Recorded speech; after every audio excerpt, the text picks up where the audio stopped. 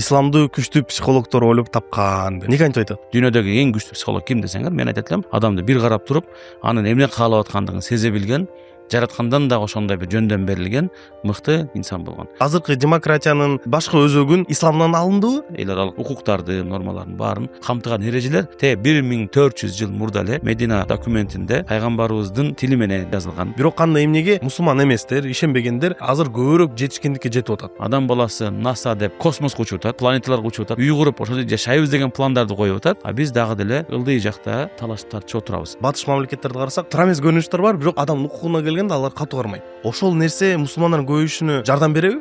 Эркин ойлонгон, эркин ой жүгүрткөн адамда адам болгондугу үчүн урмат сыйга ээ боло турган болсо, ошол коомдун келечеги деген. Мыйзамдар бизге бейишке кирүү үчүн жаралганбы же бул дүйнөдө бейишти табуу үчүн? Бул дүйнөдөгү ар кандай кыйынчылыктардан тыйылып, кээ бирки нерселерди аткарууга напсимди кыйнаганым бейиш үчүн эмес дейт да. Кээ бирки аалымдар айткан, улуу залкарлар айткан да.